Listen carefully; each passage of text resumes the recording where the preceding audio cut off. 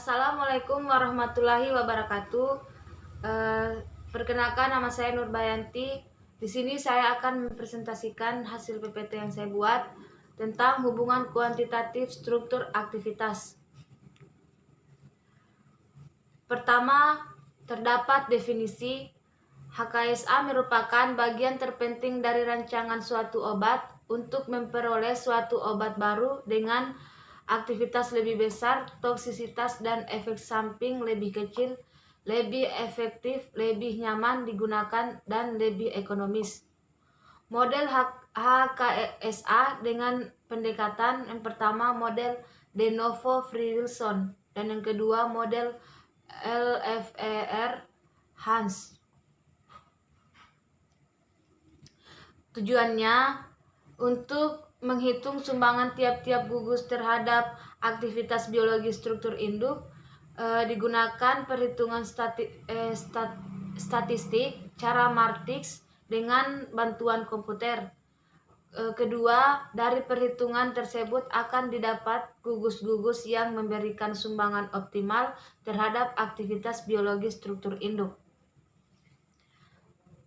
Nah, di sini ada model Free-Wilson. Disebut juga model de novo dikembangkan oleh S.M. Free and J. Wilson 1964. Dasar perkiraan. Dasar perkiraan tersebut masing-masing substituen pada struktur senyawa induk memberikan sumbangan terhadap aktivitas biologis. Sumbangan tersebut tidak dipengaruhi oleh substituen lain. Biasanya digunakan untuk obat yang belum diketahui cara kerjanya, sifat fisika kimia, dan uji biologis lebih lambat daripada sintesisnya. Free and Wilson in 1964 ini mengembangkan suatu konsep hubungan struktur dan aktivitas biologis obat (HKSA) yang dinamakan model de novo atau model matematik Free-Wilson.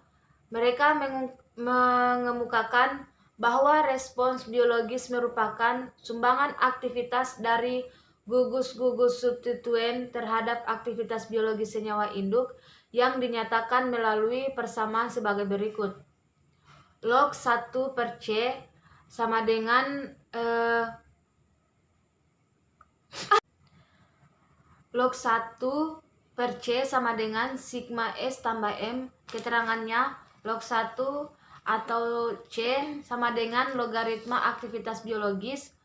Sigma S sama dengan total sumbangan substituen terhadap aktivitas biologis senyawa induk, dan M-nya sama dengan aktivitas biologis senyawa induk. Di sini terdapat contoh model de novo Free-Wilson HKSA turunan 6-deoksitetrasiklin terhadap Staphylococcus aureus. Bisa dilihat pada gambar selanjutnya sumbangan aktivitas substituen terhadap aktivitas 6-deoksitetrasiklin sama dengan dihitung menggunakan komputer program QSAR. Bisa dilihat pada gambar. Kemudian keuntungan dan kerugian. Keuntungannya yaitu dapat menguji HKSA turunan senyawa dengan bermacam-macam gugus substitusi pada berbagai zona.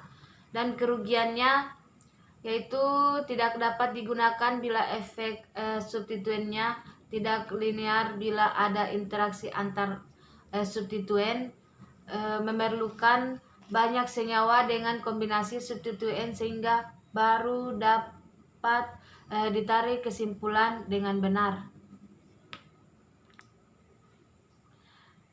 Itulah hasil PPT saya, dan saya akhiri dengan ucapan wabillahi taufiq walhidayah. Wassalamualaikum warahmatullahi wabarakatuh.